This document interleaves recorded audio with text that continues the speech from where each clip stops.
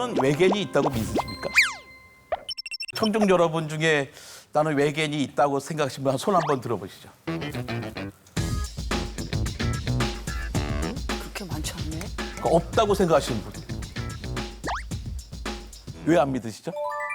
그냥 영화 속에만 존재할 것 같고 네. 근데 가끔 이제 방송 보면 뭐 외계인을 봤다 이런 방송도 가끔 보는데 저는 잘 모르겠어요. 아닌 것 같아요.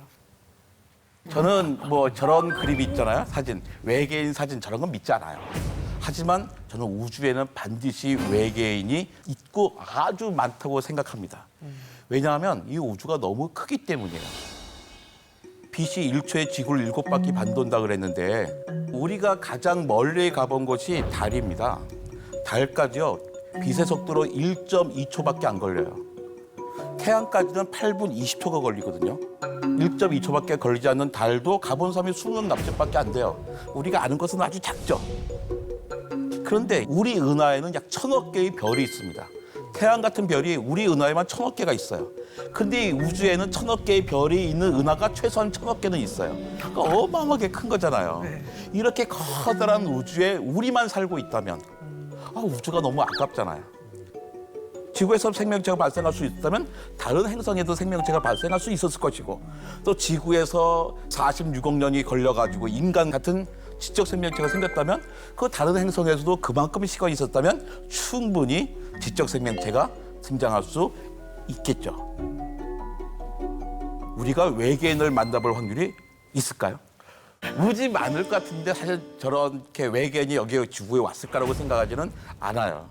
왜냐하면 외계인이 아무리 뛰어난 과학과 기술을 갖고 있다 하더라도 그들이 우주의 물리 법칙을 뛰어넘을 수는 없거든요. 빛보다 빠를 수는 없잖아요. 그러니까 그들이 올 수 있다면 우리가 그 외계까지 간다는 걸 한번 상상해 보죠. 지구에서 가장 가까운 별은 태양이지만 두 번째로 가까운 별은요. 빛의 속도로 4년 4개월쯤 떨어져 있어요. 태양은 8분 20초밖에 안 걸리는데 다음 별은 4년 4개월이나 걸리거든요. 아무리 가까이 살고 있는 외계인이라도 빛의 속도로 4년 4개월쯤 떨어진 곳에 살고 있는 거예요. 근데 아폴로 11호로 거기까지 가려면 한 70만 년쯤 걸릴 겁니다. 신기술로 한다. 그래도 유인의 우선을 거기까지 보내려면 최소한 25만 년은 걸려요. 시간이 문제가 아닙니다. 에너지가 문제입니다. 유인 우주선을 태양 다음으로 가까운 별까지 보내려면 지구가 아니라 태양계의 에너지를 다 써야 돼요. 무슨 말이냐면 태양을 달고 가야 된다는 얘기예요. 한번 갈 수 있는데 그럼 태양이 사라져 버리니까 지구에는 아무도 살아남지 못하겠죠. 만약에 외계 생명체가 아주 뛰어난 문화와 과학을 갖고 있는데 그 행성의 지도자를 뽑습니다. 공약을 내세우는 거죠. 만약에 저를 이 행성의 지도자로 뽑아주시면 저기 지구에 가서 소나무 한 그루를 뽑아오겠습니다. 그 사람을 지도자로 뽑을까요? 그 사람 뽑게 되면 그 별이 다 사라지고 말잖아요. 저는 외계는 있겠지만 물리적인 이유, 정치적인 이유로 외계인과 우리가 직접 만나는 건 불가능할 것 같아요. 그래서 지금의 과학자들은 직접 만나는 게 아니라 라디오파, 전파를 보내서 서로 있는 것을 확인하려고 하지요. 천동설이 여러분, 과연 과학일까요? 여러분은 지구가 도는 것을, 자전하는 것을 믿으십니까? 지구가 자전하면서 공전까지 하는 것을 느껴보신 적이 있어요? 우리가 지구가 자전하고 공전한다고 느낀다면요. 무서워서 서 있지도 못해요. 이거 어떡하지? 잡고 있어야 될 것 같아요. 매년 1월 1일이 되잖아요. 사람들이 동해안으로 엄청나게 몰려갑니다. 새해 첫날 해돋이를 보러 가는 거예요. 그때 아이들을 쭉 데리고 온 부모님들이 크게 외칩니다. 철수야, 영희야, 저 떠오르는 태양을 보거라 라고 이야기해요. 그럼 아이들도 막 감격해서 이 기를 받아서 올해 1년만큼은 정말 죽어라 공부를 해야지 하고 다짐을 하죠. 정말로요. 어떤 부모님도 영희야, 철수야, 지금 지평선이 동쪽으로 기울고 있는 게 느껴지니? 라고 이야기하는 분이 한 번도 없어요. 그러니까 우리는 다 지동설을 배웠잖아요. 지구가 자전한다고 배웠음에도 불구하고 해가 떠오른다고 느끼고 있고 그렇게 말을 하고 있습니다. 저는 이게 아주 정직한 반응이라고 생각을 하는 거죠. 우리는 지동설이 맞고 천동설이 틀리다고 배웠어요. 학교에서는 천동설을 가르치지 않습니다. 제가 교육청에 가서 장학사분께 여러 번 물어봐요. 선생님, 왜 천동설을 가르치지 않습니까? 그러면 천동설은 과학이 아니잖아요. 그러니까 그걸 우리가 왜 가르칩니까? 우리는 과학인 지동설만 가르칩니다라고 이야기합니다. 지동설은 과학이고 천동설이 과학이 아니란 것, 그게 정말로 사실일까요? 여러분이 저기 우선을 타고 높이 올라가서 밑에 딱 내려보니까 가운데 태양이 있고 주변에 행성들이 도는 걸 보신 적이 있나요? 여러분뿐만 아니라 그 어떤 사람도 거기에 올라가 보지 못했습니다. 사람은 기껏해야 달까지밖에 가보지 못했어요. 제가 여러분 앞에서 주문 하나 외워보겠습니다. 수엘리베붕 단질산 불레 남알신 황염악할카. 따라 해보세요. 5개씩 해볼게요. 수엘리베붕 단질산 불레 남알신 남아알신 황염악할카. 한영화 칼카. 이게 20개의 원소입니다. 주기율표의 원소인데요. 주기율표는 화학의 처음이자 끝입니다. 이 주기율표만 달달달 외우고 있으면요, 화학이 아주 쉬워져요. 지금의 주기율표에는 118개의 원소가 있고요. 제가 고등학교 다닐 때 103개가 있었어요. 그러다가 이제 118개까지 올라가게 됐습니다. 그런데 고대 그리스 사람들은 이 원소가 딱 4개라고 생각했습니다. 그 4가지 원소가 뭘 것 같습니까? 물, 공기. 철, 공기, 흙. 옛날 분들이 생각한 건 이겁니다. 흙, 물, 불, 공기예요. 물, 불, 공기, 흙으로 모든 물질이 이루어졌다고 생각했습니다. 이런 바닥도 물, 불, 공기, 흙으로 되어 있고 사람도 물, 불, 공기, 흙으로 되어 있고요. 납이나 철 같은 금속도 물, 불, 공기, 흙으로 되어 있고 심지어 금도 물, 불, 공기, 흙으로 되어 있다고 생각했어요. 4가지 원소로 구성되어 있는데 그 비율이 차이로 어떨 때는 나무가 되고 어떨 때는 사람이 되고 어떨 때는 뭐 납이 되고 어떨 때는 금이 된다고 생각한 거죠. 그래서 이 비율만 바꾸면 납을 금으로도 바꿀 수 있다고 생각한 거예요. 그것이 바로 연금술입니다. 네. 연금술 그러면은 뭐 이상한 사람들만 했을 것 같잖아요. 최고의 과학자들이 연금술사였습니다. 만류 인력을 발견한 아이작 뉴턴이요. 20대 초반에 만류 인력을 발견한 다음에는 죽을 때까지 연금술사로 살아요. 어떻게 하면 납을 금으로 바꿔볼까 하고 무수히 많은 시도를 했던 거죠. 그분이 연금술에 성공했을까요? 못했어요. 당연히 못했겠죠.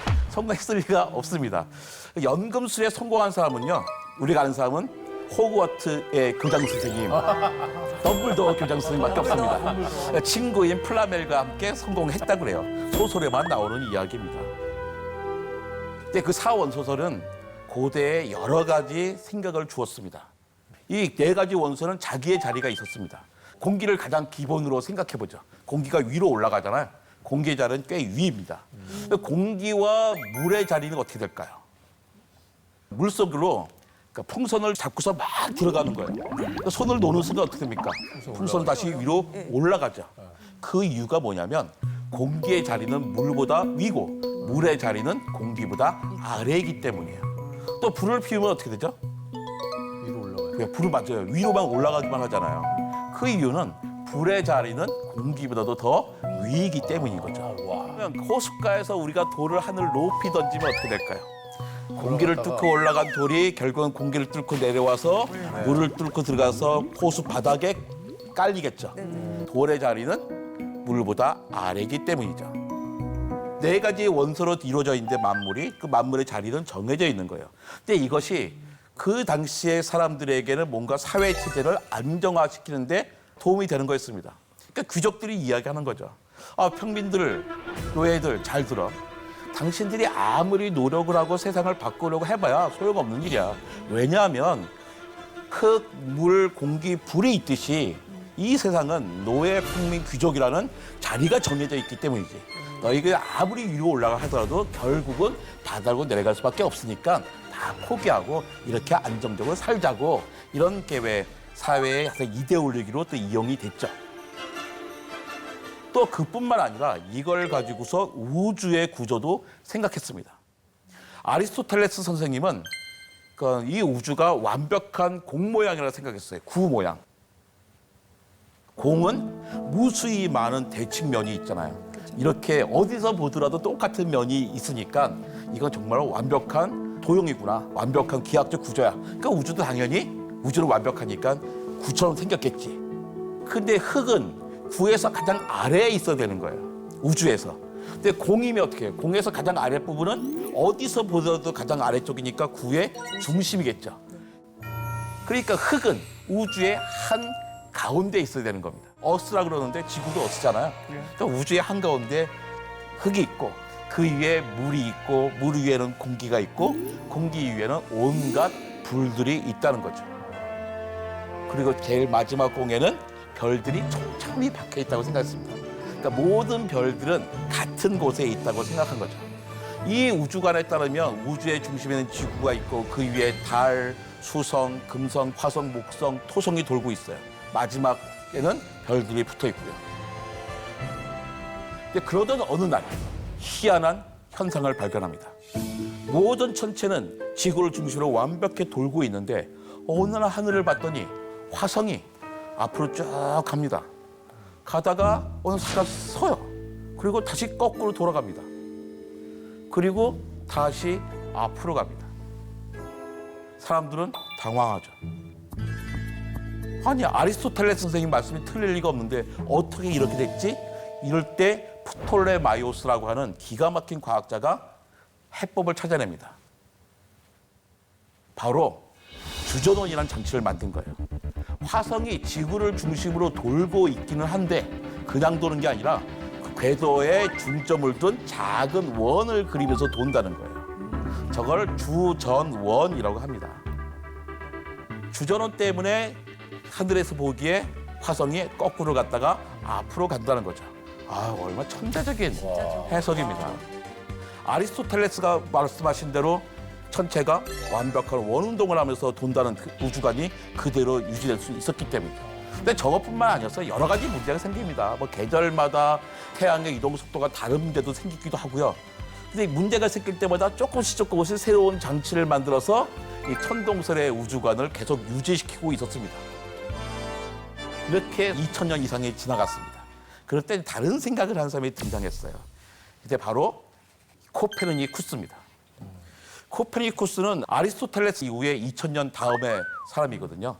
그 폴란드 주교의 조카였습니다. 그다음에 그 당시 최고의 대학인 이탈리아 파도바 대학으로 유학을 했어요. 그리고 일찌감치 박사학위를 받고 폴란드로 돌아왔습니다. 이 사람은 여러 가지 생각을 하고 새로운 우주관도 자기 마음속으로 품었어요. 그런데 돌아와서는 폴란드 주교의 그 회계 역할을 했거든요. 근데 그 당시 주교는 그 작은 도시 국가의 종교 지도자이자 정치 지도자이고 또 동시에 경제 실권자였어요. 이 딴 생각을 할 수가 없는 거예요. 우주를 좀 더 간단하게 설명할 수 있는 방법이 있을 것 같은데 어떡하지? 근데 그 사람이 생각한 간단한 방법이 뭐냐면요. 지구하고 태양의 자리를 맞바꾼 거예요. 그러니까 지금 태양이 저 위에 있는데 태양을 지금 지구가 있는 한가운데로 옮기고 지구와 달을 태양대로 옮긴 거죠. 그랬더니 천동설에서 생기는 역행은 주전원이 있어야 됐잖아요. 근데 그 다음에는 태양의 가운데가 있고 지구가 있고 화성이 도는데 화성과 지구의 이동 속도의 차이 때문에 주전원이 없어도 자연스럽게 역행이 생기는 겁니다. 그러니까 뭐가 맞을지는 몰라요. 올라가서 본 게 아니니까. 근데 역행이라는 현상을 설명할 때 주전원이 있어도 되고 주전원이 없어도 되는 거죠. 과학자들은 이럴 때는 단순한 방법을 선호합니다. 설명하기 훨씬 쉽기 때문이에요. 근데 감히 이 이야기를 사람들이 얘기하지 못합니다. 왜냐하면 이분은 그 사회에서 가장 잘 나간 사람이잖아요. 고위층이란 말이에요. 그런데 그 사람이 사람들이 알고 있던 천동설과 다른 지동설을 이야기하면 아니 점잖은 사람이 왜 저러는 거야?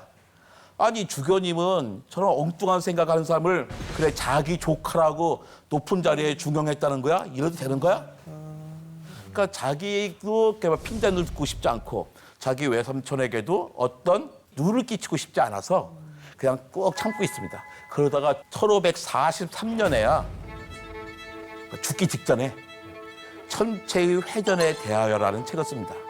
지구를 태양과 자리를 막 바꿔도 우주를 설명할 수가 있다라는 거죠.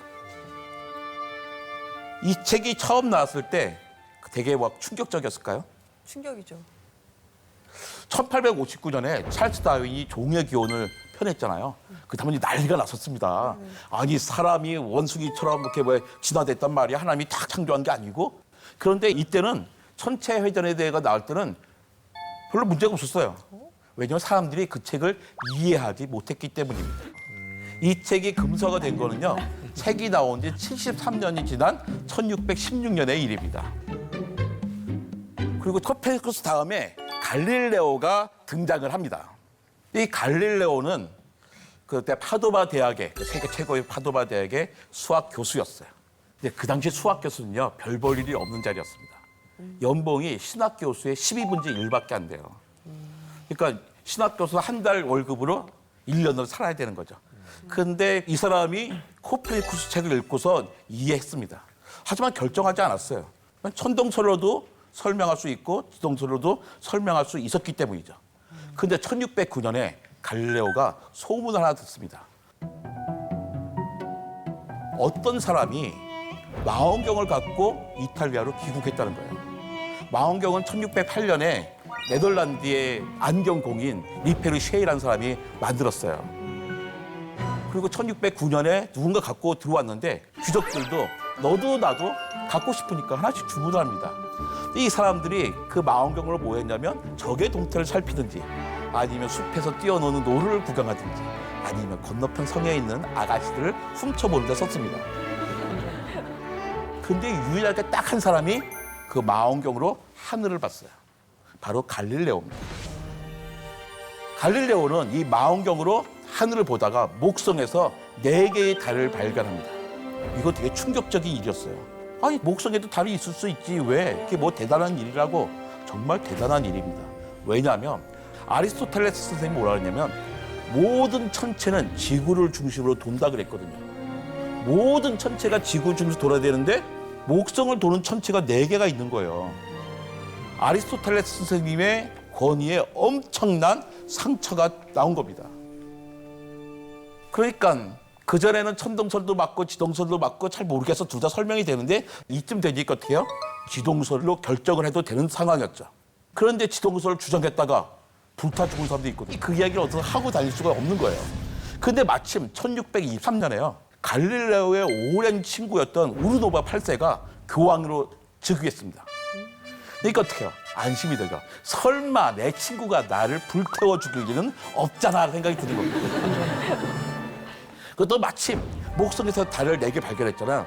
그 달에다가 메디치 가문의 상징과 연결해가지고 메디치의 별이라고 이름을 붙여줘요. 그러니까 메디치 가문에서 이 사람이 어떻게 해요? 귀엽잖아요. 기특하잖아요. 그래서 자기네 가문의 수학자이자 철학자로 고용을 합니다. 그러니까 갑자기 이제 안정적인 직장도 생겼죠. 우르노바라고 하는 교황 친구도 생겼죠. 겁날 게 없죠. 그러니까 이때부터 여기저기 다니면서 지동설 이야기를 하게 됩니다.